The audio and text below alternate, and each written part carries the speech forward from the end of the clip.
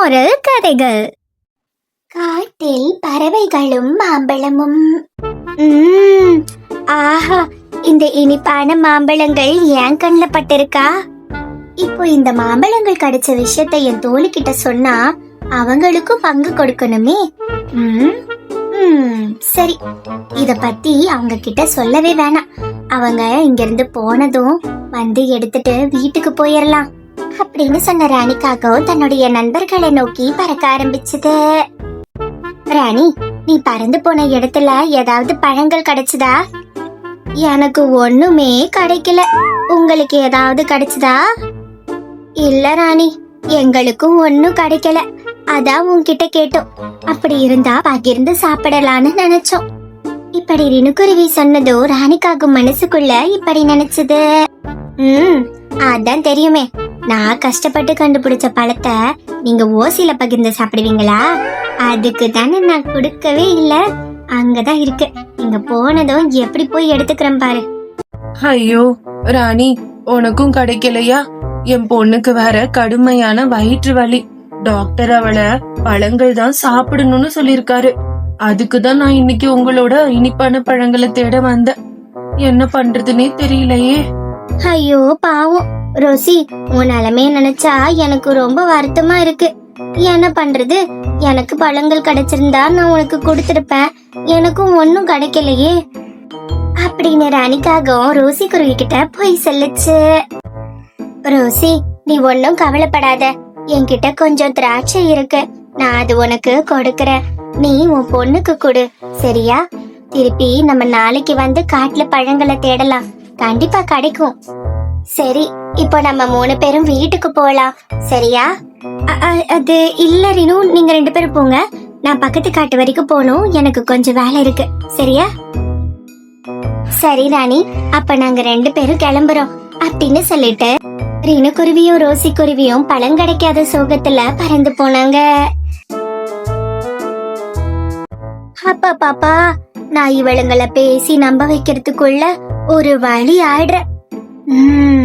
இன்னைக்கு சுவையான மாம்பழ ஹல்வா செஞ்சு எங்க அம்மாக்கு கொடுத்து விட்டு நானும் என் பையனும் சாப்பிட போறோம். ஜாலி அப்படின்னு பேசிக்கிட்டு அந்த மாம்பழங்களை எடுத்துட்டு அதனுடைய வீட்டை நோக்கி பறந்து போச்சு. சுவையான ஹல்வா, சுவையான ஹல்வா, சுவையான ஹல்வா அப்படின்னு சந்தோஷமா பாட்டு பாடிக்கிட்டு அதனுடைய வீட்டுக்கு போச்சு.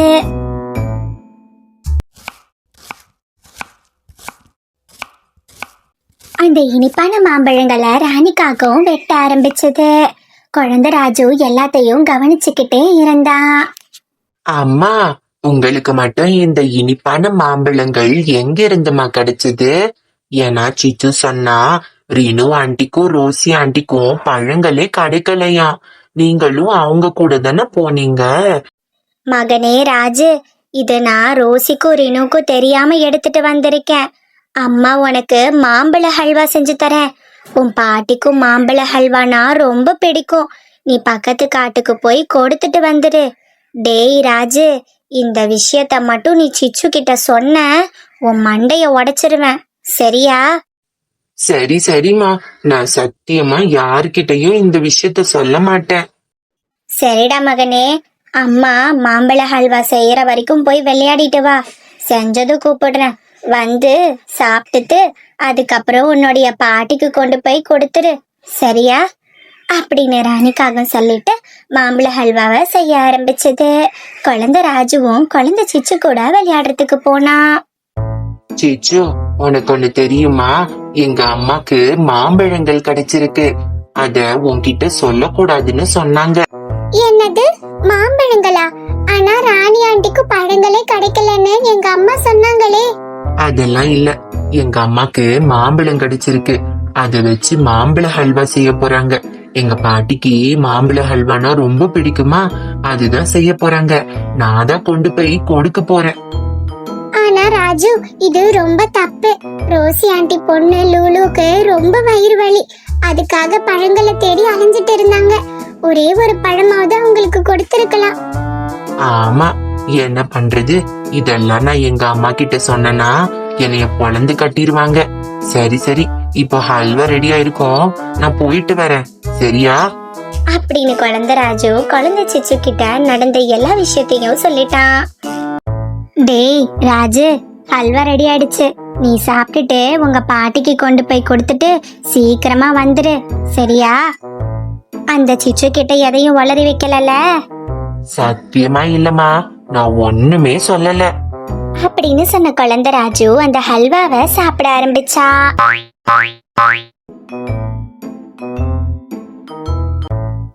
அதன் பிறகு அந்த ஹல்வாவை எடுத்துக்கிட்டு அவனுடைய பாட்டி வீட்டுக்கு பறந்து போனா. அப்பாடா, கிட்டத்தட்ட பக்கத்துல வந்துட்டோம். இன்னும் கொஞ்ச தூரம் தான். இங்க கொஞ்ச நேரம் ஓய்வு எடுத்துட்டு போலாம். அப்படின்னு சொன்ன குழந்தை ராஜு ஒரு மரத்துக்கு கீழே ஓய்வு எடுத்துக்கிட்டு இருந்தான். அந்த சமயத்துல ஏதோ ஒரு பறவை பறந்து வந்துச்சு. டே குழந்தை, யாரா நீ? உன்னை இந்த காட்டுல புதுசா பாக்குறேன். கையில என்னடா டப்பாவை வச்சிட்டு இருக்க? நான் பக்கத்து காட்டுல இருந்து வரேன். எங்க பாட்டி வீட்டுக்கு போறேன். இந்த டப்பாக்குள்ள எங்க அம்மா பாட்டிக்காக செஞ்ச மாம்பழ ஹல்வா இருக்கு. அது கொடுக்கதான் போயிட்டு இருக்கேன். இங்க கொஞ்ச நேரம் ஓய்வு எடுத்துட்டு போலான்னு இங்க உட்கார்ந்துருக்கேன். ஆஹா, நல்ல சமயத்துல தான் இந்த பையன் வந்திருக்கான். எனக்கு பயங்கரமா பசிக்குது.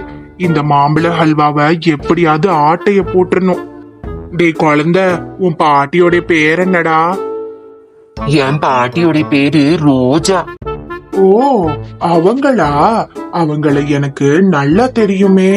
சரி சரி, இந்த டப்பாவை நானே கொடுத்துடுறேன். நீ உன் வீட்டுக்கு போ. நீ எதுக்காக கஷ்டப்பட்டு அவ்வளவு தூரம் பறந்து போற? இல்ல இல்ல, நீங்க யாருன்னே தெரியாது. நான் எதுக்காக ஹல்வாவை உங்ககிட்ட கொடுக்கணும்? வேணாம், நானே போய் கொடுத்துடுறேன். ஆஹா, இந்த பையன் ரொம்ப உஷாரா தான் இருக்கான். இவனை ஏமாத்த முடியாது போலயே. டே குழந்தை, என்கிட்ட மூட்டை நிறைய சாக்லேட்ஸ் இருக்குடா. ஆனா அது யார்கிட்ட கொடுக்கணும்னு தான் தெரியல. என்னது, சாக்லேட்ஸா? எனக்கு ரொம்ப பிடிக்கும். என்கிட்டயே கொடுங்க, நானே சாப்பிடுவேன். அப்படின்னா அந்த ஹல்வாவை என்கிட்ட கொடு. அப்பதான் நான் உனக்கு சாக்லேட்ஸ் கொடுப்பேன். அப்படின்னு அந்த பறவை சொன்னதோ ராஜுக்காகவும் சாக்லேட்ஸ்க்கு ஆசைப்பட்டு அந்த ஹல்வா டப்பாவை அந்த பறவை கிட்ட கொடுத்துருச்சு. ஐயோ ஐயோ, என்னுடைய ஹல்வாவை இந்த பறவை திருடிட்டு போயிடுச்சு. ஏமாத்துக்கார பறவை. இப்போ நான் ஹல்வா கொடுக்கலன்னு எங்க அம்மாக்கு தெரிஞ்சா என்ன பொழந்துடுமே. இப்ப நான் இங்கேயே உட்கார்றேன். நான் எங்கேயும் போக மாட்டேன். அப்படின்னு குழந்தை ராஜு அழுதபடியே அந்த மரத்தின் அடியில உட்கார்ந்துட்டு இருந்தான். இப்படியே இரவு நேரமும் வந்துருச்சு. ஐயோ, இந்த ராஜு பையன் எங்க போனா? இவ்வளவு நேரம் ஆயிடுச்சு, இருட்டியே போயிடுச்சு, இன்னும் வீட்டுக்கு வரலையே. ரீனு, ரோசி, என்னுடைய மக ராஜுவை காணோம். நான் எங்க அம்மா வீட்டுக்கு அனுப்பியிருந்தேன், ஆனா அவனை இன்னும் காணோம். அச்சச்சோ ராணி, என்ன சொல்ற நீ? உங்க அம்மாக்கு ஃபோன் பண்ணி பாத்தியா? அவன் அங்கதான் இருப்பான். இல்ல இல்ல, எங்க அம்மாக்கு ஃபோன் பண்ணா அவன் அங்க வரவே இல்லைன்னு சொல்றாங்க. எனக்கு ரொம்ப பயமா இருக்கு. ராணி, நீ கவலைப்படாத. நாங்க 2 பேரும் வந்து உன் கூட தேடுறோம். ராஜு கண்டிப்பா கிடைச்சிருவான் அப்படின்னு ரோசி குருவி சொல்லுச்சு. அதன் பிறகு 3 பேரும் சேர்ந்து காடு முழுக்க ராஜுவை தேட ஆரம்பிச்சாங்க. ஒரு வழியா குழந்தை ராஜு இருக்கிற இடத்த 3 பறவைகளும் கண்டுபிடிச்சாங்க. மகனே ராஜு, இங்க என்னப்பா பண்ற? என்னப்பா ஆச்சு? நீ காணோன்னு நான் எவ்வளவு பயந்துட்டேன்னு தெரியுமா? அம்மா, நீங்க இன்னைக்கு கொண்டு வந்த மாம்பழங்கள்ல ஹல்வா செஞ்சு கொடுத்தீங்கல்ல, அது பாட்டிக்கு கொண்டு போய் கொடுக்கறதுக்குள்ள என்ன வேற ஒரு பறவை ஏமாத்தி அந்த ஹல்வாவை திருடிட்டு போயிடுச்சு. அது சொன்னா நீங்க என்ன அடிப்பீங்களோன்னு பயந்துதான் நான் இந்த மரத்துக்கு கீழே உக்காந்துட்டம்மா. அப்படின்னு குழந்தை ராஜு மாம்பழங்களை பத்தின எல்லா உண்மையையும் அந்த 2 குருவிகளுக்கு முன்னாடி சொல்லிட்டா. அந்த 2 குருவிகளும் பயங்கரமா அதிர்ச்சி ஆயிட்டாங்க. ரோசி, ராஜு ஏதோ வளர்றான். அப்படின்னா ராணி, நீ எனக்கு எங்க கிட்ட பொய் சொல்லிருக்க. உனக்கு மாம்பழங்கள் கிடைச்சிருக்கு. என் பொண்ணுக்கு உடம்பு சரியில்லைன்னு சொல்லி கூட ஒரு மாம்பழமும் தரல. அவ்வளவு சுயநலமா இருந்திருக்க. அதுக்குதான் கடவுள் இப்படி பண்ணிட்டாரு. இனிமே நீ எங்க கூட பேசவே பேசாத. அப்படின்னு ரோசி குருவி சொன்னதும் ராணிக்காகத்துக்கு ரொம்பவும் அவமானமா ஆயிடுச்சு. ராணிக்காகவும் தான் செய்த தவற உணர்ந்துச்சு. பசங்களா பாத்தீங்களா, நமக்கு கிடைச்ச பொருளை நம்ம மத்தவங்களுக்கும் பகிர்ந்து சாப்பிடணும். இந்த வீடியோ பிடிச்சிருந்தா லைக் பண்ணுங்க, ஷேர் பண்ணுங்க, சேனலை மறக்காம சப்ஸ்கிரைப் பண்ணிட்டு பாருங்க. இதோட நெக்ஸ்ட் வீடியோல பார்க்கலாம். Bye by.